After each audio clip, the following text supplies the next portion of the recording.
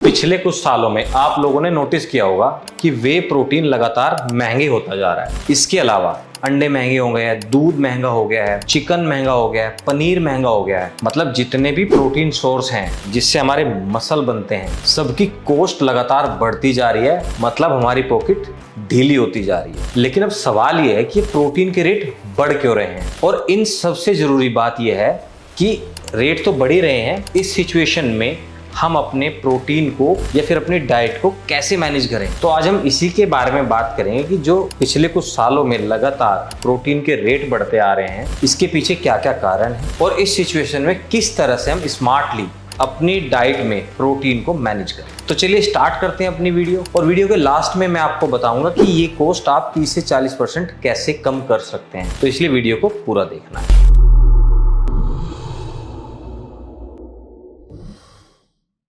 Hello दोस्तों, welcome back to Powergenics. This is Vikas. तो चलिए सबसे पहले हम समझते हैं कि प्रोटीन के रेट्स लगातार बढ़ क्यों रहे हैं। सबसे पहले इसका कारण है डिमांड एक्सप्लोजन। देखिए आजकल हर दूसरा बंदा जिम जा रहा है, फिटनेस ट्रेंड पे है, और पिछले कुछ सालों में वे प्रोटीन की डिमांड बहुत बड़ी है। और जहाँ डिमांड ज्यादा होती है ना, वहाँ रेट भी अपने आप बढ़ जाता है। एग्जाम्पल देता हूँ आपको एक। जियो ने सिम लॉन्च किया था 99 रुपीज में। धीरे धीरे जब उसकी डिमांड बढ़ गई तो आज के टाइम में आप देखोगे उनके प्लान्स कितने महंगे हैं। तो सारा का सारा गेम आपकी डिमांड के ऊपर है। डिमांड बढ़ेगी किसी भी प्रोडक्ट की तो मार्केट में उसके कंपटीशन भी आएंगे और उसकी कॉस्ट भी हाई जाएगी। दूसरा रीजन है डेयरी कॉस्ट का बढ़ना। अब देखिए वे प्रोटीन दूध से बनता है, और दूध कहाँ से आता है? एनिमल से। अब जब एनिमल्स को जो फीड किया जाता है उस सारे मटेरियल की भी कॉस्ट बढ़ी है। इलेक्ट्रिसिटी, ट्रांसपोर्ट, हर वो चीज जो प्रोटीन को बनाने में हमें चाहिए होती है, सबकी कॉस्ट इंक्रीज हुई है, इसलिए प्रोटीन की कॉस्ट भी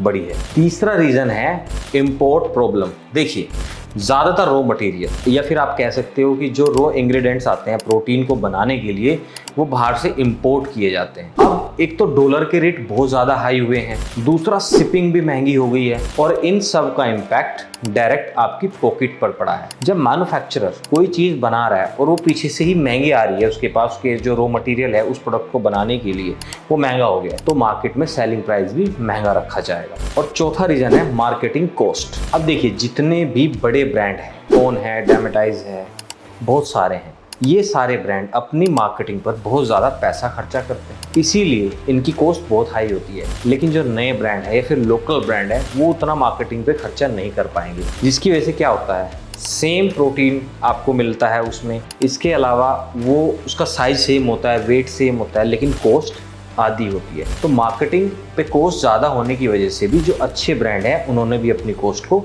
ज़्यादा कर दिया है। और सबसे डेंजरस चीज़ क्या है आपको पता है? कि लोग सोचते हैं कि यार प्रोटीन तो बहुत महंगा हो गया है, अब क्या फिटनेस छोड़ दें। लेकिन रियलिटी क्या है? देखिए बॉडी को एक्सपेंसिव प्रोटीन नहीं चाहिए, एनफ प्रोटीन चाहिए। अब थोड़ा सा सोल्यूशन की बात करते हैं। ये तो सारी प्रॉब्लम्स थी जिसकी वजह से प्रोटीन महंगा हुआ है, लेकिन अब इसका सोल्यूशन क्या है? देखिए आपको प्रोडक्ट का प्राइस नहीं देखना है, आपको देखना है कि प्रोटीन पर ग्राम कितने रुपए का हमें पड़ रहा है। अब बजट में जो प्रोटीन फूड आते हैं वो कौन कौन से हैं? Egg, soya chunks, milk, curd, chicken, paneer, dal, rice, peanuts, chana. अब देखिए ये इंस्टाग्राम पे जो रील बनाते हैं वहाँ पे ये सारे प्रोडक्ट ग्लैमर्स तो नहीं लगते, लेकिन ये अपना पूरा काम करते हैं। इन सब के अलावा अगर आप सप्लीमेंट खरीद रहे हो, क्योंकि वो तो महंगा हो गया है, अब उसको आप स्मार्टली यूज करो। कैसे कर सकते हैं? वे प्रोटीन को आप अपना मील रिप्लेसमेंट मत बनाओ। बहुत लोग क्या करते हैं कि अपनी डाइट को इग्नोर करके वे प्रोटीन से बनी हुई डाइट को कंज्यूम कर लेते हैं। इससे उनकी कॉस्ट तो बढ़ती ही है, एक और चीज होती है, बॉडी को नेचुरल डाइट की आदत कम हो जाती है, जो कि अपने आप में एक खराब बात है। इसीलिए वे प्रोटीन को एक आसान टूल समझो। आप जब भी ऐसी सिचुएशन आपके साथ आए कि आप फूड कैरी नहीं कर सकते, आप जल्दी में हो या कहीं आउट स्टेशन पे हो, ट्रैवल कर रहे हो, तो वहाँ पे आप वे प्रोटीन से बना हुआ मील इस्तेमाल करो। आइदर अपनी डाइट में जो प्रोटीन है वो फूड से पूरा करो। इसके अलावा प्रोटीन को बिल्कुल भी वेस्ट मत करो। देखिए कुछ लोग क्या करते हैं, हमारी बॉडी को जितने प्रोटीन की नीड है उससे ज़्यादा कंज्यूम करते हैं, और जब आप ज़्यादा कंज्यूम करते हो तो खर्चा भी ज़्यादा होता है और आउटकम उसके कुछ आते नहीं है, क्योंकि बॉडी की भी अपनी एक लिमिट होती है। एक काम और कर सकते हो आप अपने एक्सपेंसेस को कम करने के लिए, प्रोटीन को बल्क में या फिर किसी ऑफर में उठाओ। जैसे फेस्टिव सेल्स होती है, फिर कॉम्बो डील होती है, वहाँ पे अपना पैसा लगाओ, जिससे आप कम बजट में ज्यादा टाइम तक प्रोटीन को यूज कर सकते हो। तो सच क्या है? देखिए, प्रोटीन महंगा तो जरूर हुआ है, लेकिन जो हमारे मसल है वो केवल पैशन से नहीं बनते, स्मार्ट प्लानिंग से भी बनते हैं। तो इसीलिए अगर आप स्मार्ट प्लानिंग करते हो तो आज भी पॉकेट फ्रेंडली फिटनेस आराम से बन सकती है। तो कमेंट करके बताओ कि आपका सबसे सस्ता प्रोटीन सोर्स कौन सा है। अगर वीडियो पसंद आई हो तो वीडियो को सेव करो, क्योंकि आपके नेक्स्ट ग्रोसरी बिल में ये वीडियो काम आ सकती है। साथ ही साथ वीडियो को शेयर करो और चैनल को सब्सक्राइब करना ना भूलो। और अपना ध्यान रखो। बनो पावर जनरेशन विद पावर जेनिक्स।